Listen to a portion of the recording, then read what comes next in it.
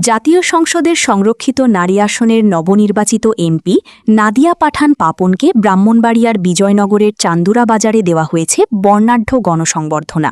নিজস্ব প্রতিবেদকের তথ্যসূত্রে বিস্তারিত। রবিবার ১৭ মে বিকেলে অনুষ্ঠিত এই সংবর্ধনায় হাজারো নেতাকর্মী ও সাধারণ মানুষের উপস্থিতিতে পুরো এলাকা উৎসবমুখর হয়ে ওঠে।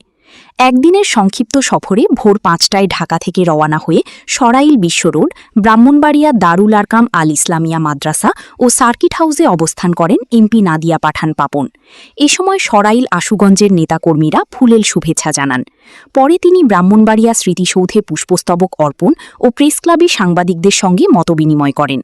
এরপর বিজয়নগর উপজেলার ইছাপুরা ইউনিয়নের খাদুরাইল গ্রামে পিতার কবর জিয়ারত শেষে চান্দুরা বাজারের সংবর্ধনা অনুষ্ঠানে প্রধান অতিথি হিসেবে যোগ দেন তিনি। মোহাম্মদ আরজু মেম্বারের সভাপতিত্বে অনুষ্ঠানে বক্তব্য রাখেন বিজয়নগর উপজেলা বিএনপির সাবেক যুগ্ম সম্পাদক ডাক্তার রফিকুল ইসলাম, বুধন্তি ইউনিয়ন বিএনপির সভাপতি মাহবুবুল আলম, তরুণ দল নেতা Azizul Islam Hilal, বিআরডিবির vice chairman সায়েদ খন্দকার, উপজেলা তাঁতি দলের আহ্বায়ক জহিরুল ইসলাম, সৈয়দ মিয়া ও জিসাসের মন মিয়া। অনুষ্ঠান সঞ্চালনা করেন ওসমান গনি রাজা। বিশ্ব রোড থেকে ২ শতাধিক মোটরসাইকেলের বিশাল শোভাযাত্রা বিভিন্ন সড়ক প্রদক্ষিণ করে চান্দুরায় এমপি নাদিয়া পাঠান পাপনের নিজ বাড়িতে এসে শেষ হয়।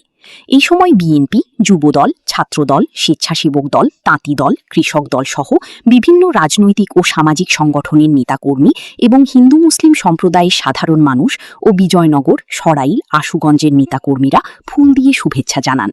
সার্বিক সহযোগিতায় ছিলেন স্বেচ্ছাসেবক দলের সদস্য সচিব খাবিরুর রহমান মনির সহ আরও অনেকে। এমপি হওয়ার পর নিজ এলাকায় এটি ছিল নাদিয়া পাঠান পাপনের প্রথম সফর।